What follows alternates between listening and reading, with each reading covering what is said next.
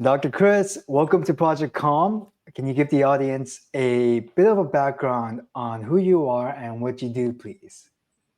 My name is Chris Wilkinson. I help people figure out their health concerns, typically health issues that haven't been answered by Mhm. ongoing processes with other practitioners. So it's usually the difficult puzzle like people I see. Um, and then finding all the root causes, it's usually more than one issue contributing to it, and you have to Mhm. find all of them and then build a plan to go after it systematically. That's amazing. What's the title? I see that you have like DPM and CNS. Well, what do those stand for? So DPM is a podiatry, doctor of podiatric medicine, which is how I Mhm. started out in the world of medicine. Um, I had always done nutrition in practice, say pre-op surgical and stuff like that. I would recommend certain vitamins for people. It would seems like they would heal better and faster. Counseling of diabetic patients, and then I started developing my own concerns, health issues that were not being figured out, and they were difficult. And cardiology, rheumatology, neurology wasn't helping me, and I had to go down this course of functional medicine. So functional medicine is essentially conventional medicine, but instead of saying here's what you're feeling, here's something to shut it down or mask it or just try to correct, instead of saying why is it happening. So functional medicine approaches it the same way, but it looks at the why instead of, okay, let's just quiet it down you know Yeah, I feel like when you go to like your normal doctor's office and you can't sleep, you're gonna get a sleeping pill. But then when it comes to finding the root cause, like what's causing you not being able to sleep? Like, are you like scrolling through social media like right before bed? Are you lying around in bed all day, or just trying to figure out what's causing the sleep rather than just putting a band-aid over it? Because if you never get to the root cause, the wound just continues. It doesn't go away. It just continues to grow underneath the band-aid. That's what I believe. right. Um, what made you want to get into medicine in the first place?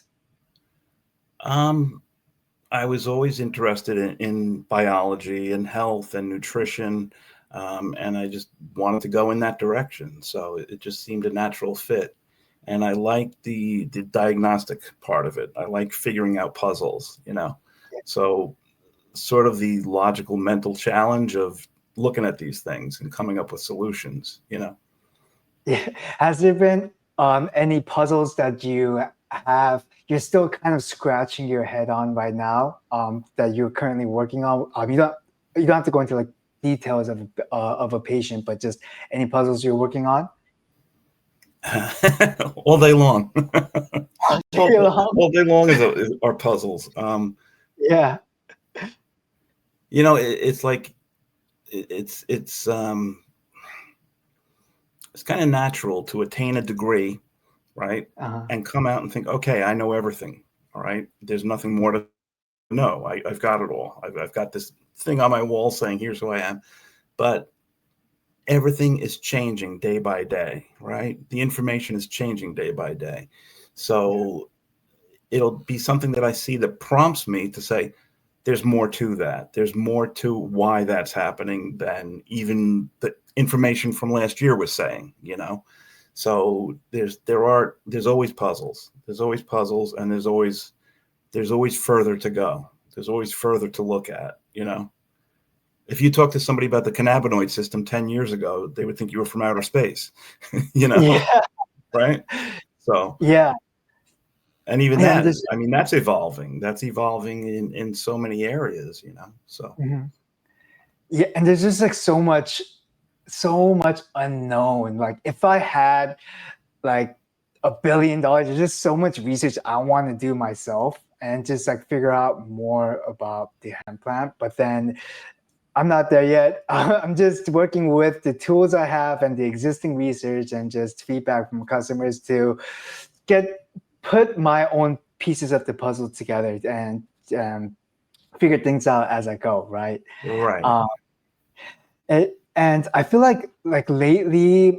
it might just be because I just work with people who are struggling with mental health all day long. But just like I've even seen a stat that the number of people struggling with mental health is more than ever. And I feel like that number is just going up year by year. And I think the stat I saw is that a third of the world, which is like more than 2 billion, are are dealing with some sort of mental health struggle right now.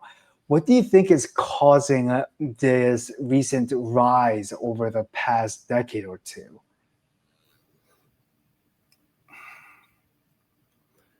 Overabundance of information. Okay.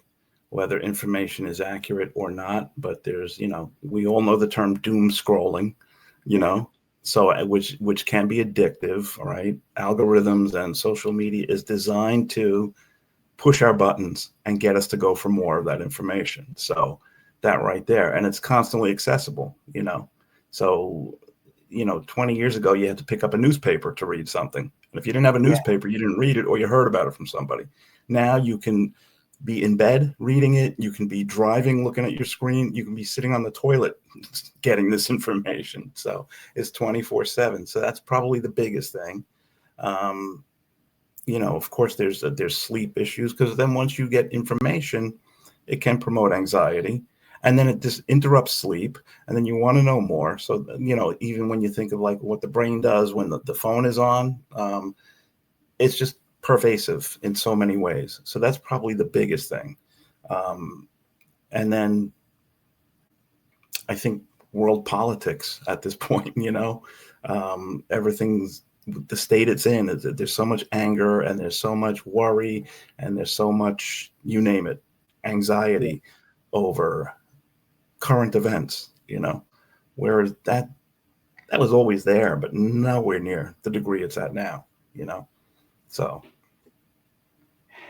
And then the world politics and the social media go hand in hand, because you see the world politics in your social media, and you're just like, the things you wouldn't worry about like 30 years ago, because 30 years ago you're focusing on the now, like how can I feed my family, or I got that appointment tomorrow. You're kind of more focused on the now, but now you're taking on a little bit of anxiety, this person's anxiety, this country's anxiety, this politics anxiety, and all that is just weighing us down. And it just happens so quickly that I feel like we just don't know, the human body doesn't know what to do with it.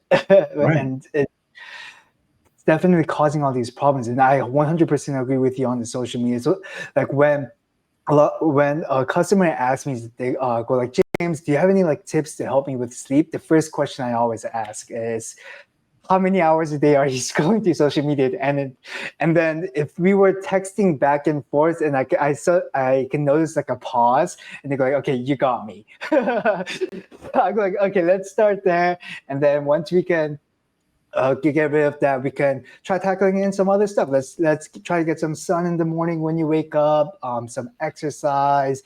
Are you drinking caffeine like too close to bedtimes? And just small lifestyle habits and it's never like a one trick pony that fixes like sleep or anxiety. It's usually all these bits and pieces that all add up together to help improve things little by little, and then they all stack up. Right. I always say to patients, I said, if it was one issue, if it was one problem causing whatever they're dealing with, I said, I would have busloads of people pulling up and lines out the door, and life would be beautiful if all you had to do was look at one thing, boom, fix that. It would be magical. So and I always tell people, it's never one thing. It's never one thing. So. Of course. And it's also like the mental side, it's also connected to the physical side too, and then vice versa. So it's like diet, and diet will affect every aspect of your life, from sleep to mental health to like your focus and things like that. So I feel like a lot of people don't Or maybe nowadays people are noticing the link more and more, but there's still a lot of people I talk with that don't see the link. They go like, how is cleaning up my diet going to help me with my anxiety? I go like, just trust me. Even if I sent you the studies, you probably wouldn't read it. Just trust me that it does. And then, but yeah, uh, for someone listening to this right now, who wants to feel better, but then there's all this overload of information in social media. There's a million different people telling you to do a million different things, and it can be overwhelming. You just don't know where to start. What is one actionable step that they can take today? Sleep. Probably the biggest, the sleep debt and sleep deficiency is chronic, and it's epidemic. Um, Rarely do I have patients come in and say, I sleep great. I don't have any issues with sleep. That's a rarity when I hear that, you know? Yeah. So I mean, to do things to promote that. Because if you think about it, if we sleep 8 hours, that's 1/3 of your day every day. So doing things to help that could pay off in such dividends with blood sugar, so now you're talking anxiety, right? You're talking mental health, emotional health, nervous system, but then it impacts blood sugar, it impacts insulin, it impacts inflammation, impacts hormone levels. So anything that can be done to help in the moment, say with anxiety, but also something that can help sleep later on. If you're laying there doing nothing with your eyes closed and sleeping, but think good things are happening, that's like having a stream of money coming in without having to work for it. So sleep, anything to help sleep is one of the biggest things. So 100% agree.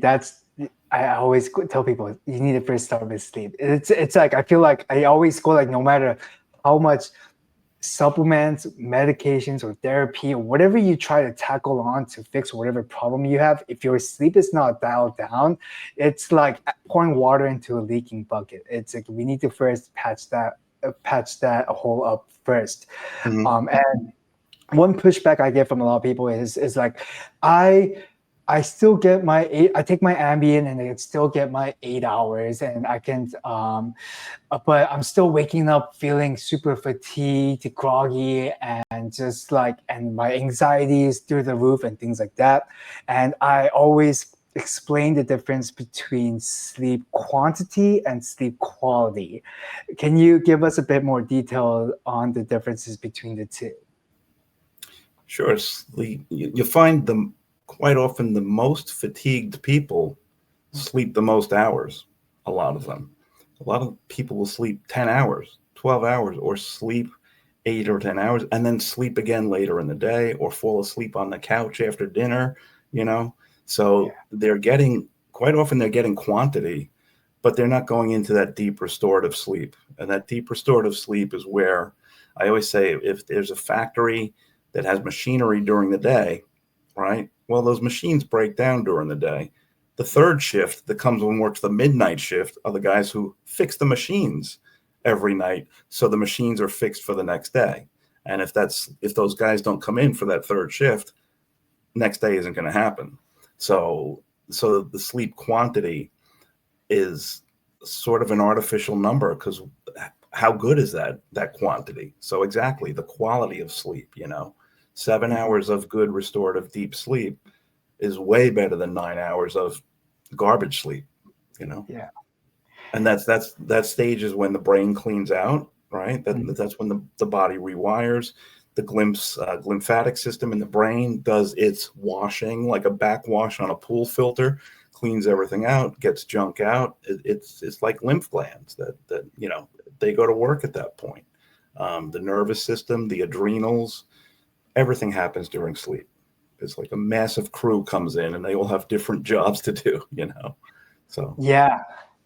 And if it doesn't, and this is just my theory on panic attacks, because like no one knows where like panic attack stems from. But then like my theory on panic attack is that like when we don't get good sleep, like, or like that junk you just mentioned, it doesn't go away, but it slowly builds up over time. It's over like decades of decades of like all this stress, all this emotional damage, this sleep debt, this fatigue just kind of builds up. And then one day it doesn't even have to be like a crazy thing that happened in life, but just like a small straw can break the camel's back. Now it's no longer just that single incident you need to overturn, but you have to overturn these years of all this junk just starting to flood out, which is why I think that many people who experience a panic attack, they deal with really bad anxiety afterwards. And it's like it's lingering chronic anxiety.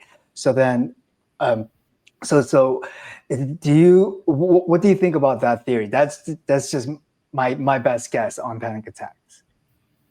Panic attacks where everything's building to a point and then the panic attack happens, you're saying? Or Yeah, and then like a panic attack happens, but but what's caused a panic attack isn't like, it doesn't have to be a traumatic incident in life. It can just be something as small as um, a stressful project gets thrown to you at work, and then it just happens to be the tipping point, and it yeah. wasn't that, and then Yeah, it became. or it can be something different came up in your day.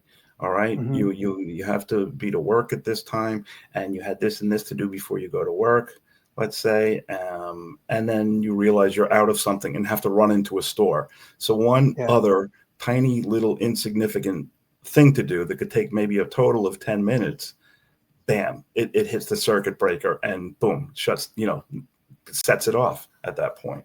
So it's not always significant things, because people can have horrible things happen, a death or a job loss or calamitous events, and be okay.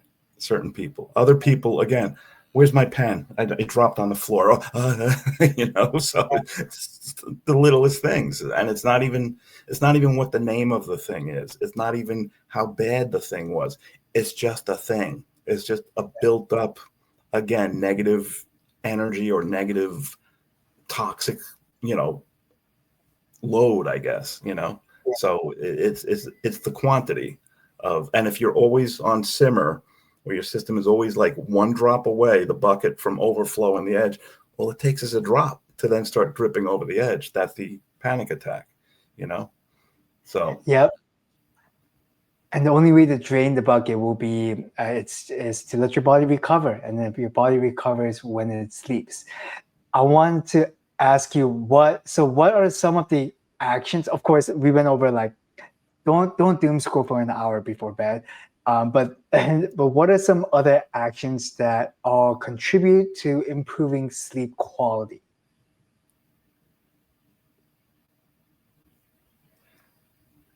having the nerve, a lot of people, if they're operating on the sympathetic side of things, the fight or flight side of things, even if they're sitting there having a good time watching a TV show, laughing and thinking they're relaxed, their normal set point became slightly on the gas pedal, slightly in sympathetic nervous system mode, right? Fight or flight. Their body's waiting for something to happen. So things that can calm the nervous system or simmer down the nervous system and bring it towards parasympathetic, rest and digest. Okay. Um, so one of the biggest things is breathing. Most people I see don't breathe enough, because I run certain scans on them, and quite often I see carbon monoxide come up on people, and they don't have COPD or anything, but that tells me they're not exchanging their air. They're not bringing in enough oxygen and breathing deeply down into the diaphragm. They're doing this shallow upper chest breathing. They've got all this stale air inside of them. So that's one thing, just slowing down and listening to listen. Am I actually breathing? And then when people stop and do it, they're saying, wow, I'm not breathing. Or when people do breathe deeply, their ribs hurt. They'll say, I get this rib pain when I do deep breathing. And it's because their rib muscles have splinted up so much and tightened from never having to expand and contract like bellows with normal breathing. So that's one thing. to shift the body. And then caffeine. So, caffeine can be okay, but overdoing it, processed foods, of course, KALM, right? I mean, Okay. I have people who won't be without it, but they call it, it's like their crack, they say. So, and a lot of people have noticed huge differences since using it. So, that's one thing. Yeah. Breathing, which can all lead to better sleep. Better sleep can then pay off the next day with perhaps less anxiety, less inflammation, less toxins. So if you keep building it that way, you can restore a system and do a turnaround, So activities that can get you from a fight or flight to a parasympathetic, or activating a parasympathetic, so you're more in the resting recovery state. Just double check, right? Yes. Rest and digest. Rest and Rest. digest. There you go. Yeah, yeah. Uh, I want to. You just touched upon on diet, and I wanted to pick your brain about diet. You mentioned avoiding ultra or processed foods. Why is that important to improving mental health?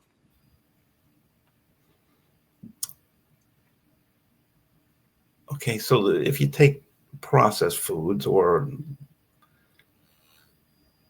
let's just say processed foods, we all know what foods we should not be eating, for the most Uh-huh. part. So those processed foods, they either spike blood sugar, they either promote an insulin response, there can be pro-inflammatory, so they can create inflammation in the gut lining.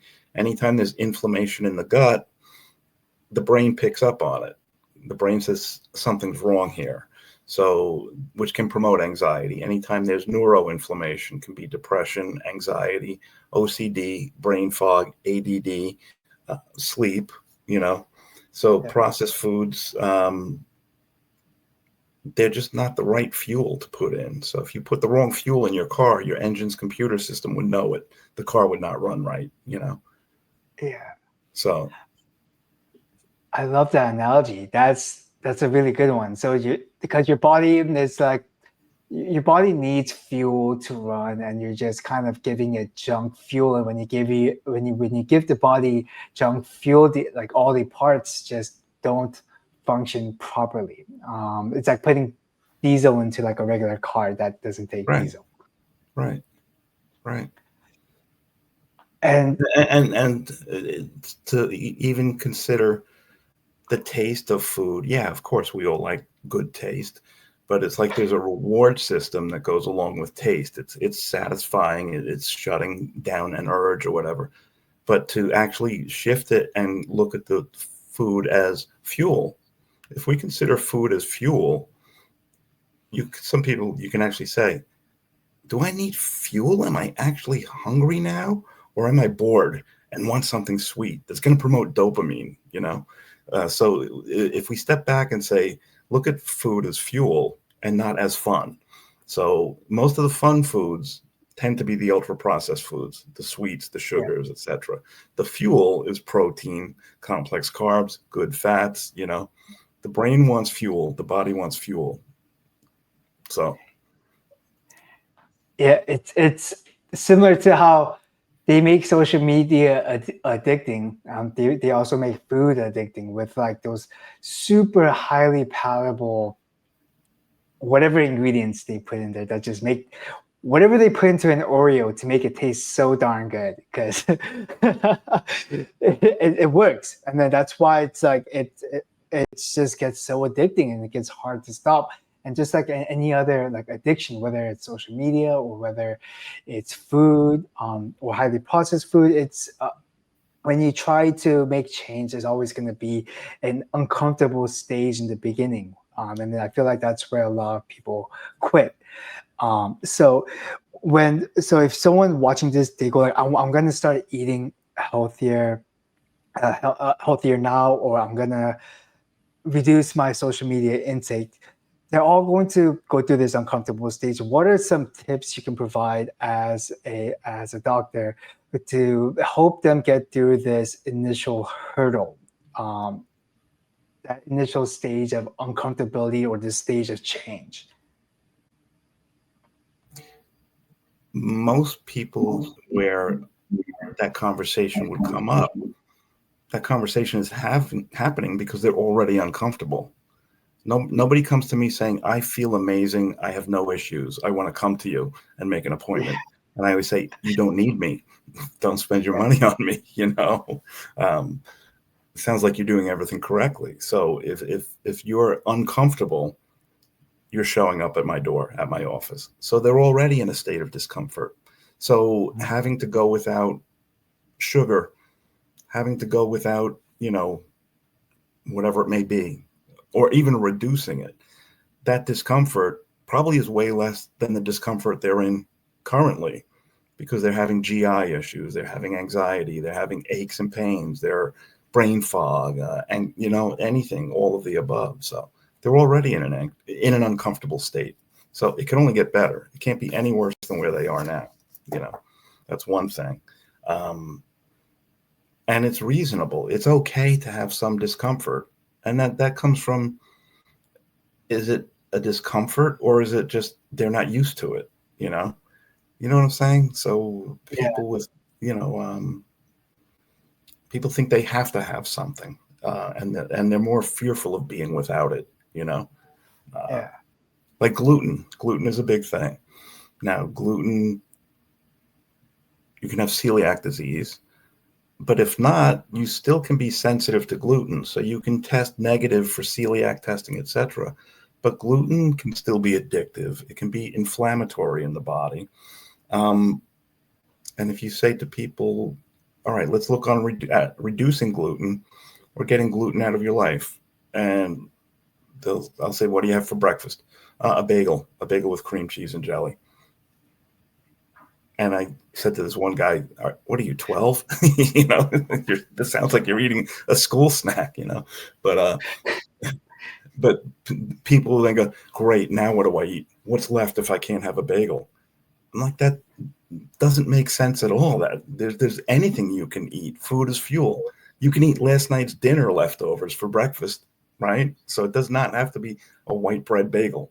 But people want to cling to that. Like that's a norm. You're supposed to eat white flour for breakfast, which is it's ludicrous. It's just silly, So This is my. So sometimes I point things out, like let's step back and think about this, that works quite often, because if you can get people to sort of laugh at their notions of what's uncomfortable, it's really not uncomfortable, and then it breaks it down and can move forward. So I always tell myself, if I'm feeling too comfortable, that means, and when you're feeling comfortable, it means that you're doing the things that you've already done before. And then those things that you've already done before got you to where you are today. Now, if you are 100% content with where you are today, sure, continue whatever actions you're doing. Although I believe as humans, we should be constantly growing, but that's a whole nother topic. But if you want change, you're going to have to change your actions, and it's always going to be uncomfortable. And I actually had this quote written up on my whiteboard, but I'm going to butcher it, but it's painful to change, but it's also painful to stay the same. So which pain would you rather deal with? And I always remind myself this every time. I'm like, oh, I don't want to do this. Or like right now, for example, I got my knee surgery and PT sucks. PT sucks, but I'm like, I need to do this. And so it's like, I just look at the quote. I'm like, okay, it's like, would you rather deal with this pain for like short, like 30% pain for the rest of your life? Or would you rather just have like that initial 50, 60, 70% change in the beginning and have it better for the rest of your life? It's kind of like, you got to juggle those two. PT is supposed to suck when you think about it. It's logical that it should suck and be uncomfortable, but the reason you're in PT post-op is because you had to do surgery because of pain that was limiting you. So, right? So the pain is a repair stage. starting up and happening. So it Mhm. should suck, right?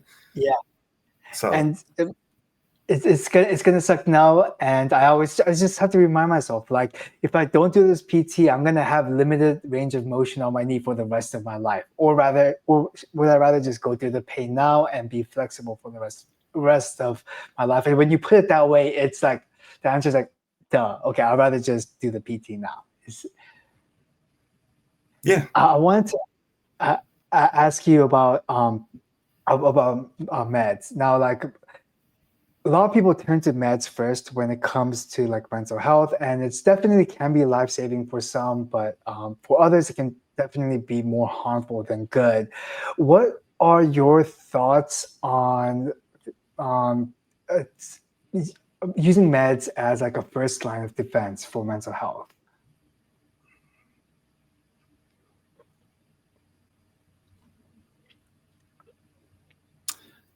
it's the norm and it's easy, and that's what most people have the notion to do. That's how medicine is trained. Mhm. In medicine, your tools are a scalpel or a prescription pad. So the old saying, if all you have is a hammer, everything looks like a nail. You know, so right.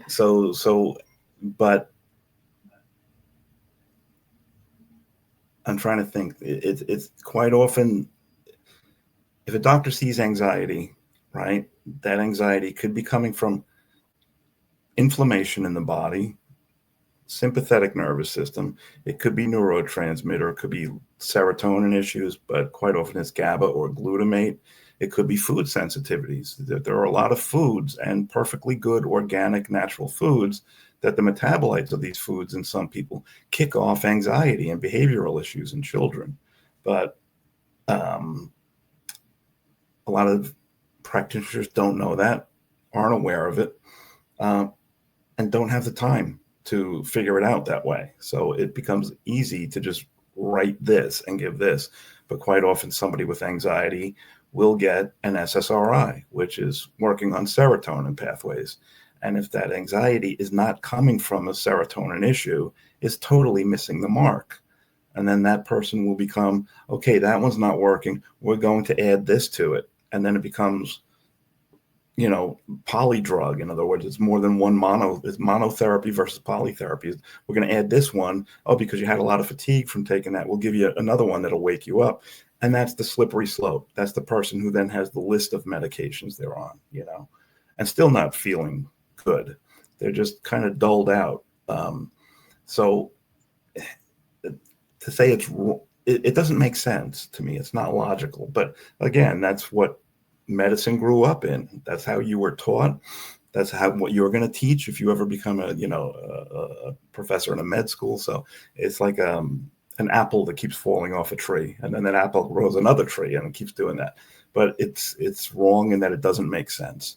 It's just illogical to give one thing no matter what and give it right away. So. That makes me wonder, like, who, because like doctors are trained on like standard of care, like how to, like, if you see this symptoms you have to like, I think, I might be wrong here, but like, so like if you diagnose this, then you treat it with A. If this is the diagnosis, you treat it with this. Of course there's a bit of nuance since every human body is different, and like what medications they're currently taking. But it makes me wonder, like, who, like, did the big pharma companies have influence in creating like what the standard of care is for for all these chronic diseases that come. But that's just me putting on my tinfoil hat. I don't want to go into that conversation because it's definitely uh, um, yeah. That could be a I want charged conversation. So that has a lot of energy in that conversation. So, yeah. yeah. I just listened to a podcast yesterday about this, and I'm like, and it's just top of my mind.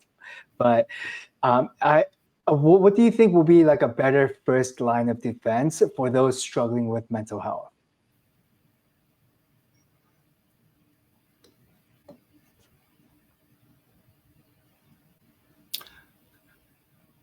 I would say first thing looking at diet and habits, and then try to calm the nervous system, you know.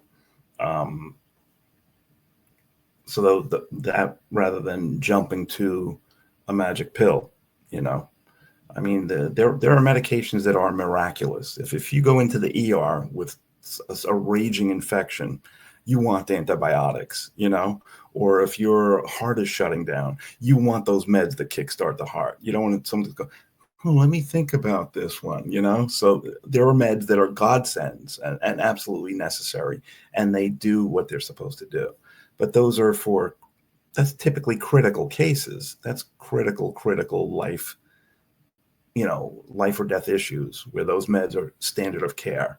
But then coming to standard of care, this is the drug of choice whenever somebody comes to my office and says they're worried about something, you know, or they feel a buzz of anxiety. So it said, okay, you hear those words, you give this drug, you know what I'm saying, or this class of drugs. So it became like a rut in a road. You know, it was a grass path, and then the dirt was showing, and then it becomes like a groove in the road, a big rut, and it's easier to just stay in that rut and take that road, you know. So it's path of least resistance.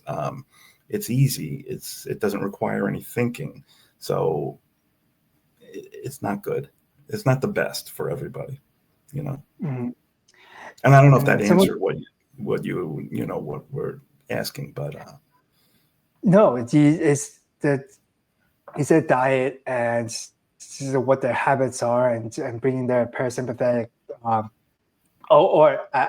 activating their parasympathetics, so getting them out of the fight or flight. So that I definitely think those are really good answers. Do you also do like, before you do like the lifestyle habits? If I know like uh, labs for like a regular doctor's office versus a functional doctor's lab is a little bit different. Can you tell me what you kind of look for in your labs when, or do you do labs for new patients? yeah, the easiest thing, the simplest thing is to look for is ranges, because most people, and I like to speak with people. I like to do like a 15-minute phone consultation, you know, complimentary with people before they make an appointment, because that way I can get a feel for, are they a good fit for me, and am I a good fit for them? And if it's somebody who says, I just want something easy and can you fix this in a week, I can't. So you'd be disappointed if you came to me, you know. But and most people will say, I've been seeing doctors for 6 years now, 11 years, 5 years, and all my labs are always normal. They keep saying my labs are normal, so that nobody's finding anything. And I always say, I'll guarantee your labs are not normal, you know. So, and a perfect example is vitamin D. Vitamin D, Yeah. the range is 30 to 100. And if your vitamin D was 31, you'd be told, okay, that's normal. All right, next, right? But meanwhile, you're passing class by 1 point, you know? So, right? So it's like, where does it fall between high and low? Or where does it fall in normal? Is it just barely into normal? So it's really essentially low? Or is it almost up at the ceiling of high, but it didn't go over the line yet? So if the cutoff's 100 and you're 99, you say, okay, that's not an issue. You're normal there. No, you're 1 point away. It's elevated. So that's the simplest thing to look at, where that does not get looked at conventionally. So functional medicine doesn't necessarily have to be esoteric, you know, complicated lab tests. It's really looking at standard lab tests quite often.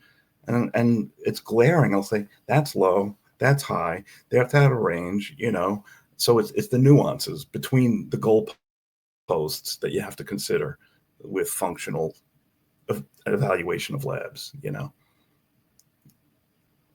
I never knew that. That's super cool to learn. Because like when I get labs, is as long as things are in the range, I feel, because usually if things are outside the range, there's like a exclamation mark so that the doctors can catch it quickly. So if they don't even see the exclamation mark, I feel like they don't even look at the numbers. They just kind of go Exactly. through. Yeah, the brain starts speed reading and looking for Yeah. exclamation or in bold, or is it's looking for high, It's looking for Yeah. H or high. So it's going down, going, okay, no H's. Next page, no H's. Yeah. Meanwhile, again, vitamin D is 31 or 32, and the range is 30 to 100. And Yeah. if your child kept coming home with a 66 on every test they took, you'd call the teacher and say, what's going on with my child? What do I have to do? And if the teacher said, no, they're passing. That's 66 is fine. They're passing. That's good. That's fine. You don't have to worry. You wouldn't accept that, that they're Yeah. precipitously close to failing. They're 1 point away from failing, right? So same thing with your labs. That's how you have to think about it. That's such a great analogy. I know vitamin D is definitely like vitamin D deficiency is one that has been on the rise. I remember seeing a stat on that. What are some other vitamins do you think that might be vitamin deficiencies are you seeing in your practice? Um,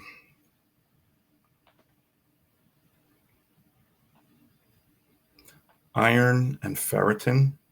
So ferritin is the stored form of iron. That's the body brings in foods and or supplements and gets iron out of it.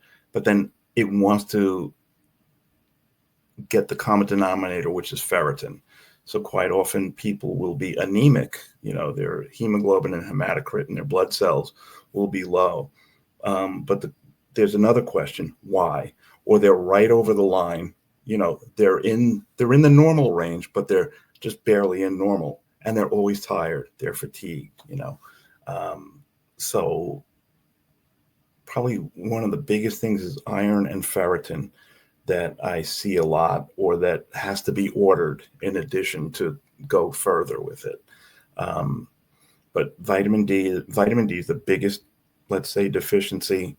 Ferritin is a huge deficiency. And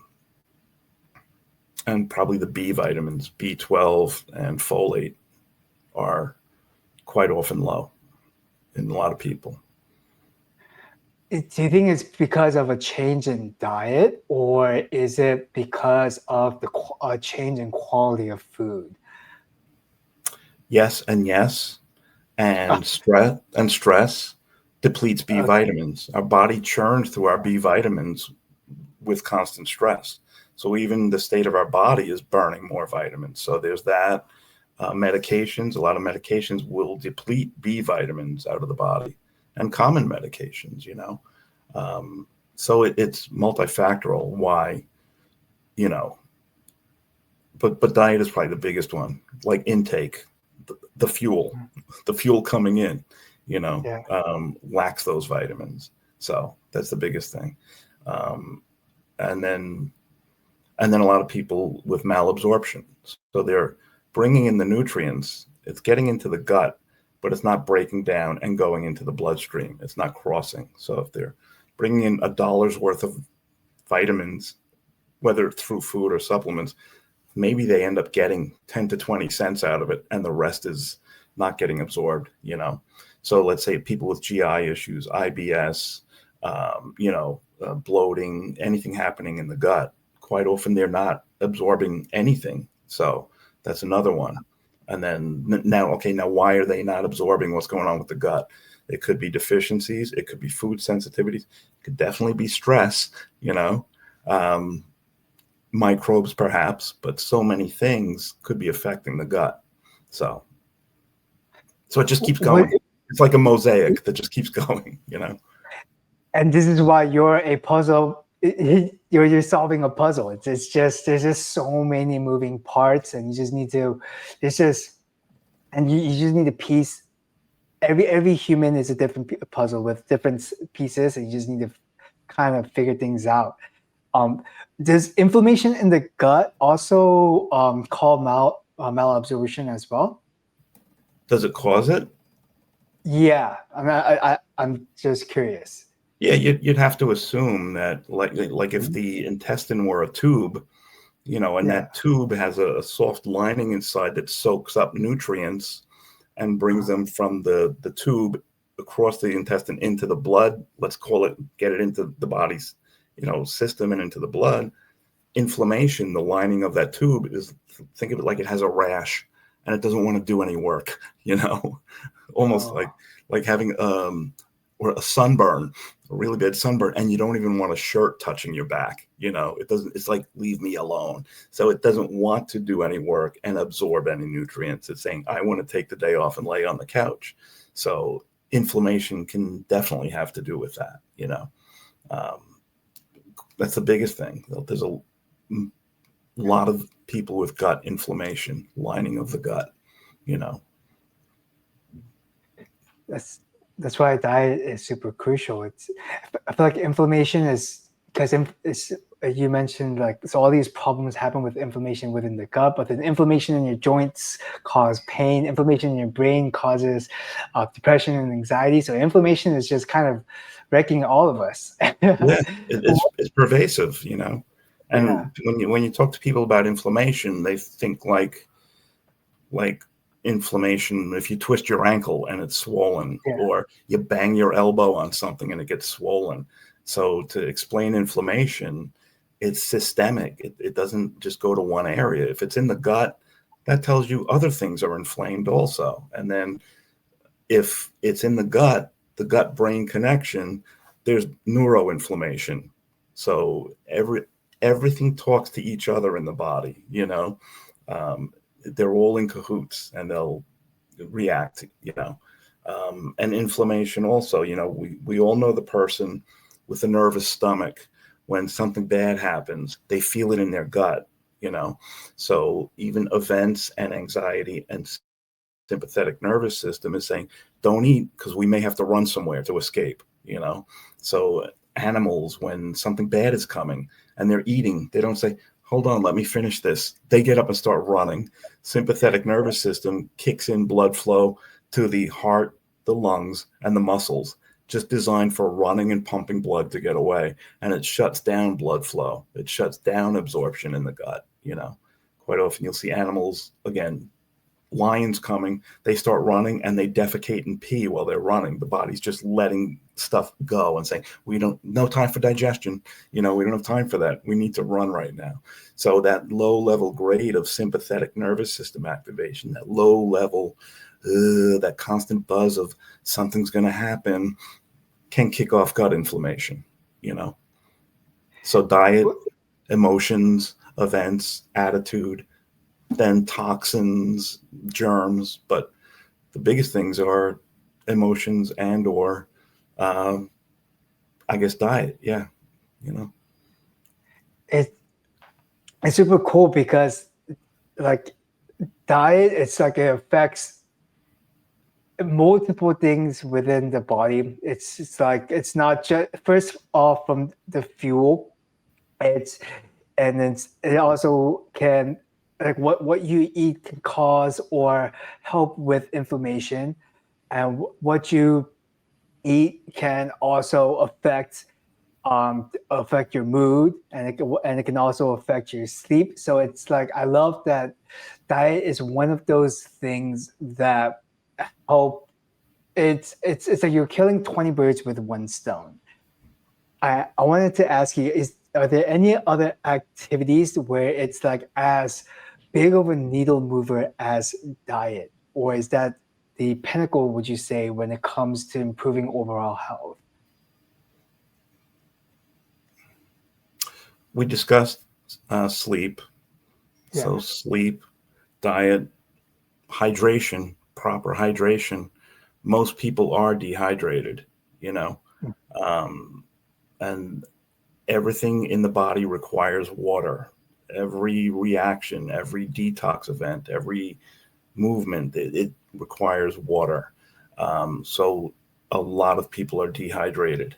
And it's not just a matter of drinking a ton of water, it's the right water with the right amount of electrolytes. So a lot of people carry around the giant Stanley, barrels, drinking water all day long, and they're peeing all day long. The body pees as fast as they're drinking it because the body's saying, I actually need some sodium, I need potassium, I need magnesium, I need the electrolytes that go along with that water. So it's the quality of the water in our body, not the quantity total. All right. So You see a lot of people with low sodium on their labs, and people think salt is bad for you. Meanwhile, countries have fought wars over salt. We'd be dead without salt. So it's also the quality of the water. Um, so hydration status, sleep status, diet, coming in are big things. Um, and then attitude and or awareness, are things that are completely ignored by most people. Gratitude, stopping for a minute, slowing down, breathing, you know, um, just being aware. Am I breathing? Or am I worrying about something that's not even an issue at this point, that never even happened yet? So all these things come into it. Yeah, this is a personal question for me. I feel like I'm one of those Stanley Cup holders who just drink so much water, but I'm just peeing so much. What are some ways I can improve my electrolyte intake? And is electrolytes, is it mostly from food? Should I be adding a pinch of salt into my water? So I guess just some actionable steps for me. So it could be a pinch of sea salts in the water, Yeah. not so like processed salt is just sodium and chloride, right? So table salt, it's the white bread of salt. It's stripped out potassium, it's stripped out all the other necessary electrolytes, the all-encompassing ones, and the body's looking for all of them, all right, to be complete. So a pinch of sea salt or a pinch of, like a non-processed salt. And again, it doesn't have to be a lot where it tastes like you're drinking salt water, almost like Okay. sprinkling the way you would put those flakes in when you feed a goldfish, just a little bit, can be enough to do it. So, and then it can come from diet. So vegetables, um, has a lot of electrolytes, potassium, necessary sodium. Um, but one of the easiest things would be make your own Gatorade in your water, put a pinch of salt. If you have to flavor it, put a little dash of juice or a squeeze of lemon, and Yeah. don't add food coloring, don't add sugar. So, and you've got your own Gatorade right there, you know. Love it. I'm definitely going to get some sea salt after this. Yeah, I actually didn't know that table salt was the processed version of salt. I didn't know that salt had other nutrients in it. That's my mind is blown. That's is it do the other nutrients do they have like add to the taste or I, I guess what's potassium taste like? That's a good question. Do you notice like any differences in taste when it comes to like sea salt versus like table salt?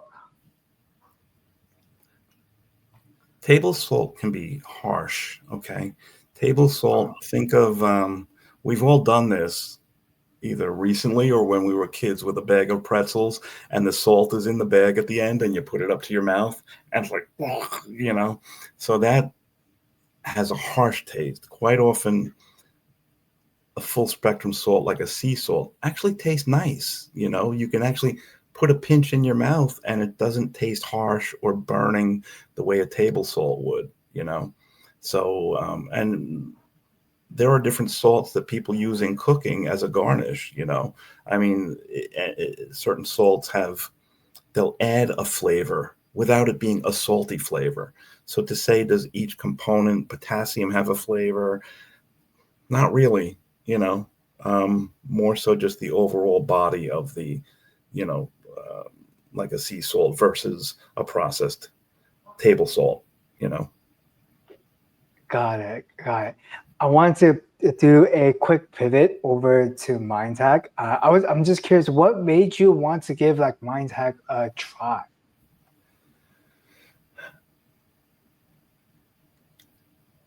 Because it's an area that the cannabinoid system, all right, first of all, is a frontier that has to be explored and had to be explored. So MindHack, there's a ton of products out there, CBD and this one and that one, and it's still just like a fraction of CBD, of a type of CBD, not even multiple CBDs. And I would always find that they're not doing anything for people. People are thinking, oh, here's the next godsend. Here's the next, the it thing that's coming along, CBD, and they weren't noticing anything at all from it. And I said, because it's like saying, I need a multivitamin, and all it has is vitamin D in it. It's not really a multi, is it? But Yeah. it's all the things in the multi that will achieve something. Whereas Mind Hack, right, KALM, is full spectrum. It's the whole thing. So you're getting Yeah. the best of all worlds in it.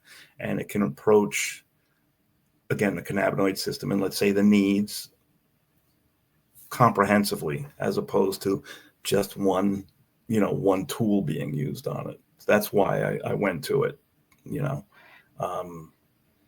so it was for that. It was for the spectrum of it, the what it contained or what it was. And Yeah. then with that, I saw differences in people, just what people say to me without me even prompting them to say they wouldn't be without it. They're sleeping better. Their anxiety is down. They just overall feel better. Like you can actually hear some people laughing as they're saying it, almost like a giddiness, like a relief. Like, I don't know, but I just wouldn't be without it, So there's something to it. There's something going on, Yeah. I um I just thought of a cool analogy, just like how you said, like sea salt versus table salt. Table salt is just stripped of all everything else, and also like white bread versus like whole wheat bread. White bread is just stripped and like bleached of all the good stuff. I feel like that's what CBD products are when it comes to hemp, where it's just getting this one component of hemp and just marketing it as it's like taking a potassium supplement and going like, this is an avocado. It's like, no, it's not, because you're I also like that. missing out I'm stealing on that. the yeah, of course. It's like where's the polyphenols, where's the healthy fats, where's the antioxidants? And I actually I got really curious about an avocado. I'm like, what are some of the components in an avocado? And avocados actually have like some phytochemicals that are like cancer fighting properties. And I'm like, you're stripping all these good stuff away from the plant. And I feel like even when people like market things as full spectrum CBD, it's like, okay, so you got the potassium and you added the green food coloring. So it's a little bit closer to an avocado, but it's still not an avocado. And I feel like we're I feel like that's what's really cool about KALM. We're the only product where we just deliver hemp as an herbal supplement. Like we're not using extracts. We're not getting bits and pieces of different isolates and saying that it's hemp. We're just literally giving you the plant in its most natural form. Right. And I, I wanted to double down on like your customers. How did they uh, how did they find out about? Wait, I'm just trying to remember. How did you find out about KALM, or was it through a customer, or did you like see like one of our like marketing posts? It might have been on Facebook.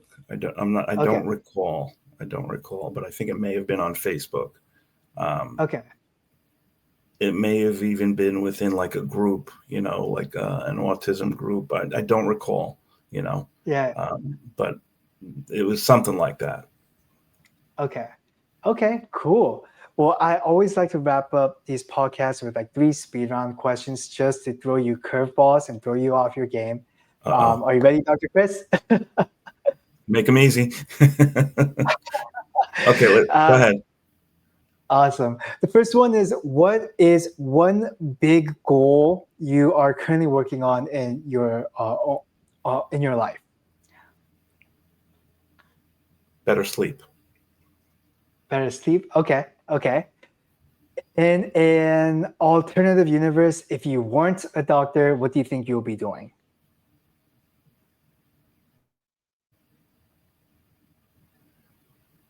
A watchmaker. A Do you have a watchmaker cool? or an architect? Do you have a? Oh, that's super cool because like it's it's because the designing a building or designing a watch is also problem solving because you have to make it functional and you have to make it work. Do you have like a watch collection? Not really. No, I just, I always thought if I could, Yeah. and even go back in time, I'd be a watchmaker because I love the intricacy of the inside of a watch and how this one gear over here is turning that one over there, which makes something happen here, which makes the hands move, So there's a lot of different parts in there that are all dependent on each other. So it's kind of like the body, it's kind of like it's not just compartmentalized to a watch is one gear. A watch has so many different components to all make one thing happen. So, and it's just delicate and intricate inside a watch. So that's all it comes down to. That's super cool. I want to double down on you going back into the past. If you went back to the past and you met with 18-year-old version of yourself, and you can give yourself one piece of advice, what would it be?